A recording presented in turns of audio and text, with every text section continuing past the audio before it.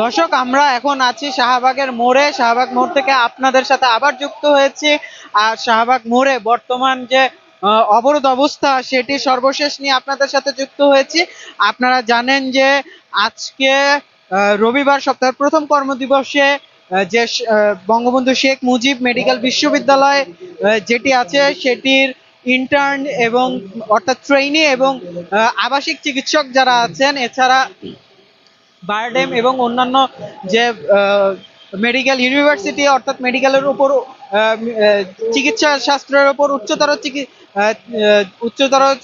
শিক্ষা যেসব ইনস্টিটিউটগুলোতে দেওয়া হয়, সেই সব ইনস্টিটিউটের চিকিৎসকরা কিন্তু ট্রেনি চিকিৎসকরা কিন্তু এই শাহবাগ অবরোধ করেছে। গত রবিবারও কিন্তু তারা এই শাহবাগের মোড় অবরোধ করেছিল। তাদের দাবি হচ্ছে এই যে তাদের যে মাসিক ভাতা, সেটি 25,000 টাকা থেকে উন্নীত করে 50,000 টাকা করা। গত রবিবার তারা এখানে যে অবরোধ করেছিল, তখন বৈষম্য বিরোধী ছাত্র আন্দোলনের অন্যতম সমন্বয়ক সার্জিস আলম এখানে এসেছিলেন। তিনি তাদের এই আন্দোলনরত চিকিৎসকদের দাবির সাথে একাত্মতা ঘোষণা করেছিলেন এবং তাদের অনুরোধ করেছিলেন এই অবরোধ তুলে নেওয়ার জন্য। গত সপ্তাহের কথা বলছি, তার অনুরোধের প্রেক্ষিতে এই অবরোধ তুলে নেওয়া হয়েছিল। তখন এরপরে রবিবার দিন, গত রবিবার অবরোধ অবস্থা তুলে নেওয়ার পরে একটি প্রজ্ঞাপন জারি হয়, যে প্রজ্ঞাপনে এই যে ভাতা, এই ভাতা বাড়িয়ে 30,000 টাকা করা হয়।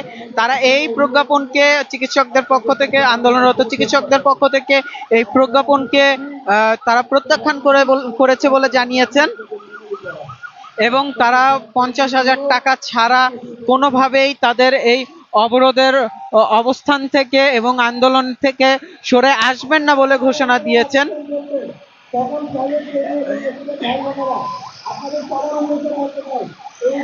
সকালবেলা এখানে এবি পার্টির নেতা ব্যারিস্টার ফুয়াদ এখানে এসেছিলেন। ব্যারিস্টার ফুয়াদ এসেও কিন্তু তাদের সাথে এই আন্দোলনরত চিকিৎসকদের দাবির সাথে একাত্মতা ঘোষণা করেছিলেন। এইখানে যেখান থেকে ভাষণ দেওয়া হচ্ছে, সেখানে এসে তিনি এখানে উপস্থিত আন্দোলনরত চিকিৎসকদের সাথে তিনি কথা বলেছিলেন। আমরা দেখছি যে এখানে কিন্তু চিকিৎসকরা এখনো তাদের অবরোধ অবস্থান ধরে রেখেছেন। বেলা 11টার, দুঃখিত প্রিয় দর্শক, বেলা 12টার দিকে তাদের এই অবস্থান শুরু হয়। এখন যদি আমি বলি,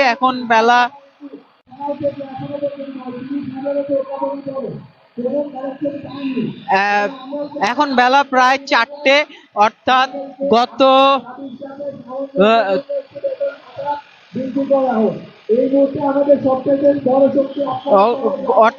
গত 4 ঘন্টা যাবত তারা এই অবরোধ অবস্থান ধরে রেখেছে। আমরা দেখছি এখানে একটি অ্যাম্বুলেন্স এসেছে। তারা পুরো সড়ক অবরোধ করে রাখলেও অ্যাম্বুলেন্স এবং অন্যান্য যে জরুরি সেবার গাড়ি যেগুলো আছে, সেগুলো কিন্তু তারা যেতে দিচ্ছেন। আমরা এখানে নারী চিকিৎসকদের উল্লেখযোগ্য অবস্থান দেখছি। আমরা দেখছি একটি বাস এখানে ঢোকার চেষ্টা করছে। এই বাসটি কি এখানে ঢাকা বিশ্ববিদ্যালয়ের একটি বাস। এখানে আন্দোলনরত চিকিৎসকরা এই বাসটিকে ছেড়ে দিচ্ছেন। এই আন্দোলনের প্রেক্ষাপট যদি আমরা বলি, এই আন্দোলন প্রথম চিকিৎসকরা শাহবাগ মোড়ে অবস্থান নেন 3 বছর আগে। তৎকালীন আওয়ামী লীগ সরকারের সময় তারা দাবি তোলেন, একই দাবি রেখেছিলেন সরকারের কাছে।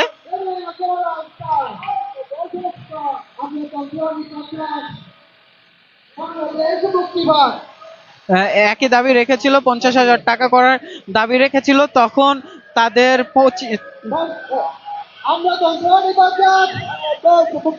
তখন তাদের 25,000 টাকা করে দেওয়া হয়েছিল যে ভাতা। আমরা যদি একটু ব্যাখ্যা করে বলি, এখানে যারা আন্দোলনরত চিকিৎসক আছেন তারা কিন্তু সবাই এমবিবিএস কমপ্লিট করেছেন, এমবিবিএস শেষ করেছেন এবং উচ্চতর ডিগ্রির জন্য বিভিন্ন মেডিকেল বিশ্ববিদ্যালয়ে পড়াশোনা করছেন। আমরা যদি এখানে দেখাই, আমরা কিন্তু এখন আছি বঙ্গবন্ধু শেখ মুজিব মেডিকেল বিশ্ববিদ্যালয়, যেটিকে আমরা পিজি হাসপাতাল হিসেবে চিনি। এখানে তারা এখানে উচ্চতর ডিগ্রি এবং বিশেষজ্ঞ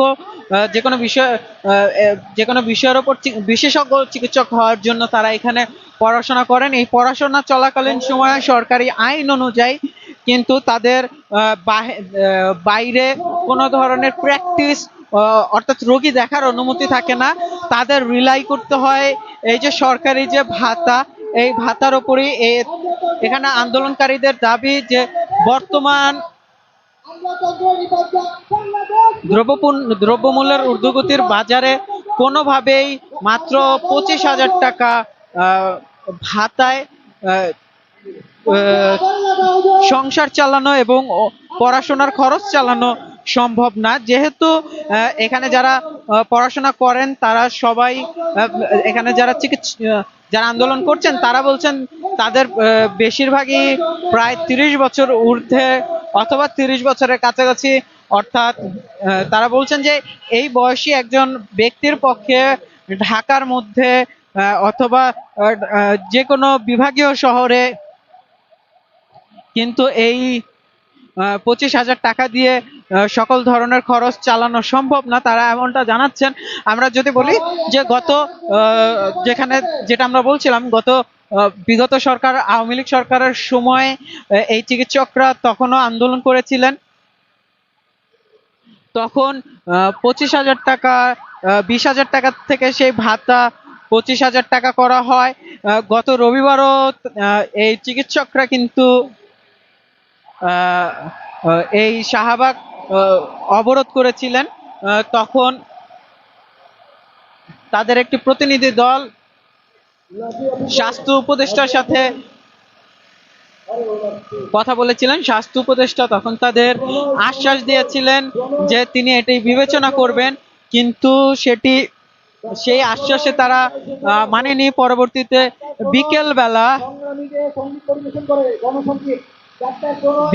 বিকেলবেলা সার্জিস আলম, বৈষম্য বিরোধী ছাত্র আন্দোলনের অন্যতম উপদেষ্টা সার্জিস আলম এখানে এসেছিলেন। সার্জিস আলম তাদের সাথে আন্দোলনে একাত্মতা ঘোষণা করেন এবং সাথে এই অবস্থান সেটা উইথড্র করার অনুরোধ করেছিলেন। কিন্তু তার অনুরোধের প্রেক্ষিতে এখানে আন্দোলনরত চিকিৎসকরা যেমনটা জানাচ্ছেন, তার এই অনুরোধের প্রেক্ষিতে তারা গত রবিবার এই অবরোধ অবস্থা তুলে নিয়েছিল এবং তারা প্রজ্ঞাপনের জন্য অপেক্ষা করছিল। কিন্তু প্রজ্ঞাপন জারিও হয়েছে বটে, তবে যে প্রজ্ঞাপন জারি হয়েছে সেখানে বেতন, তাদের এই যে ভাতা, এই ভাতা ধরা হয়েছে 30,000 টাকা। তারা আন্দোলনরত চিকিৎসকদের পক্ষ থেকে বলা হচ্ছে তারা এই প্রজ্ঞাপন প্রত্যাখ্যান করছেন। তারা এই প্রজ্ঞাপন মেনে নেননি। তাদের দাবি 50,000 টাকা বেতন করতে হবে অথবা নবম গ্রেড সরকারি পে স্কেলের নবম গ্রেডের সকল সুযোগ সুবিধা তাদের দিতে হবে। আর এখানে এই যে আন্দোলনের যারা সমন্বয় করছেন তাদের মধ্যে একজন গণমাধ্যমকে জানিয়েছিলেন যে বৈষম্য বিরোধী ছাত্র আন্দোলনের সমন্বয়ক সার্জিস আলম তাদের ফোন দিয়ে তিনি জানিয়েছেন যে আমাদের বর্তমান অন্তর্বর্তীকালীন সরকারের কাছে বর্তমানে বাজেট নেই। এই বাজেট না থাকার কারণে এখন এই ভাতা 50,000 টাকা করা হচ্ছে না।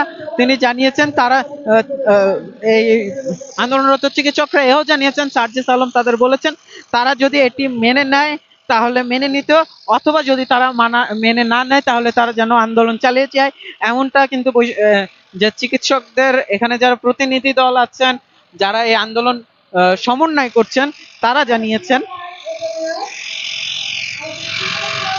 আমরা দেখছি কিন্তু এই যে অবরোধ অবস্থা, এই অবরোধ অবস্থার কারণে কিন্তু বেশ কিছু গাড়ি এখানে আটকে গেছে, যেগুলো আহ,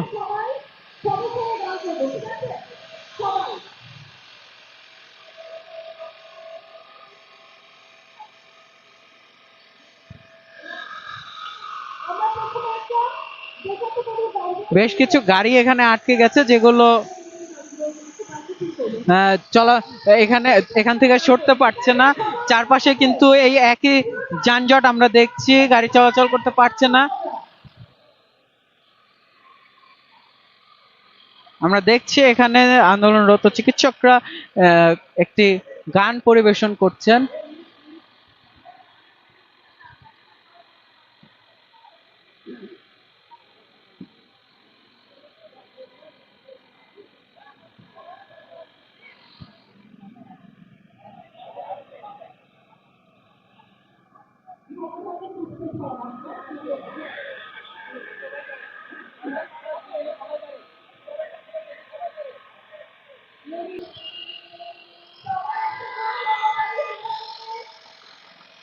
আপনারা দেখছিলেন এখানে যে আন্দোলনের মঞ্চ, সেই মঞ্চ থেকে একটি দেশাত্মবোধক গান পরিবেশন করলেন এখানে আন্দোলনরত চিকিৎসকরা। তো সর্বশেষ শাহবাগের সর্বশেষ অবস্থা যদি আপনাদের আমি সবার উদ্দেশ্যে একটা ঘোষণা আছে। আমাদের প্রতিনিধি দল আমাদের দাঁড়িয়েছে, তারা জানুয়ারি থেকে 30,000 দিবে এবং জুলাই থেকে 35,000 দেওয়ার কমিটমেন্ট করছে।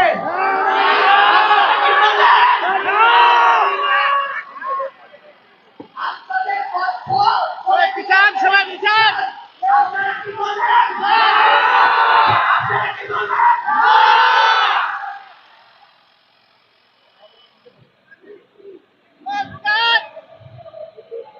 আমরা আমার ডাক্তার ভাই ও বোনেরা আপনাদের ডিসিশন ঘৃণা করে প্রত্যাখ্যান করেছে।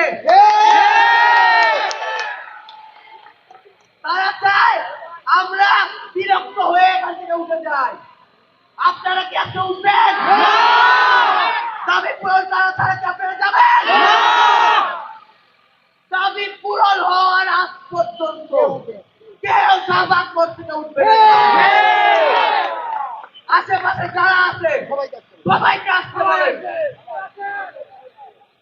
আমলাদের 724 জনের জন্য 42 কোটি টাকা বরাদ্দ হয়।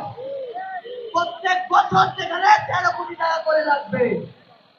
30 লাখ টাকা সুদ মুক্ত ঋণ দেওয়া হয়। কখন টাকা কই থেকে আসে? কোথায় থেকে আসে? আমার বেলায় শুধু টাকা নাই, আমার বেলায় শুধু টাকা নাই, আমার রাজ্য দাবির বেলায় শুধু টাকা নাই, আমার রাজ্য দাবির বেলায় শুধু রাশিয়া ইউক্রেন যুদ্ধ, আমার রাজ্য দাবির বেলায় শুধু ব্যাংক লুট হয়েছে। বাকিদের বেলায় কই? আপনারা কি যাবেন? আপনারা কি দাবি আপনারা কি সন্তুষ্ট? দাবি আদায় হওয়ার আগ পর্যন্ত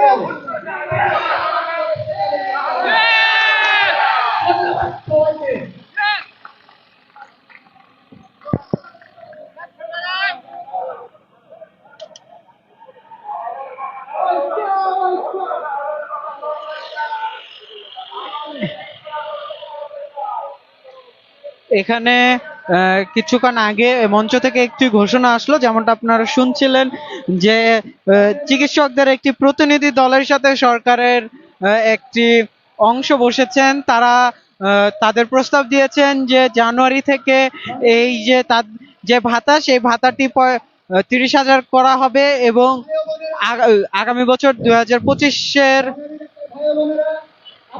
জুলাই থেকে অর্থাৎ নতুন অর্থ বছরে এই বেতন এই ভাতাটি আহ, এই ভাতাটি 35,000 টাকা করা হবে এমন একটি প্রস্তাব সরকারের পক্ষ থেকে জানানো প্রস্তাব দেওয়া হয়েছে বলে জানিয়েছে টাকাগুলো দিয়ে যাচ্ছে আমরা অথচ যে ডাক্তাররা খেয়ে না খেয়ে পেটে কিছু না দিয়েও সারা দিন রাত কষ্ট করে যাচ্ছে জানিয়েছে আন্দোলনরত চিকিৎসকরা। তো এখন পর্যন্ত তারা এই যে প্রত্যাখ্যান করে তাদের অবরোধ অবস্থান ধরে রাখার ঘোষণা দিয়েছে। এখন পর্যন্ত শাহবাগ মোড় সম্পূর্ণ অবরুদ্ধ আছে। যে এই আন্দোলনকারীরা কোনো গাড়ি যানবাহনকে যেতে দিচ্ছেন না, শুধুমাত্র যে জরুরি সেবা যে গাড়িগুলো আছে যানবাহনগুলো আছে সেগুলো যাচ্ছে।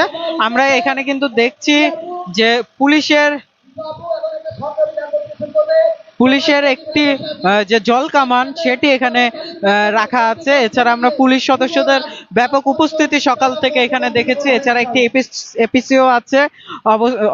আর অবরোধ অবস্থানে অনড় আন্দোলনকারী চিকিৎসকরা। এই ছিল, দুঃখিত প্রিয় দর্শক, এই ছিল আমার কাছে শাহবাগ মোড় থেকে সর্বশেষ। নন্দন টিভির সাথে থাকুন। নন্দন টিভির ইউটিউব চ্যানেলটি সাবস্ক্রাইব করতে ভুলবেন না, ফেসবুক পেজটি লাইক দিতে ভুলবেন না। নন্দন টিভির সার্বক্ষণিক সম্প্রচার দেখতে চোখ রাখুন nandon.tv।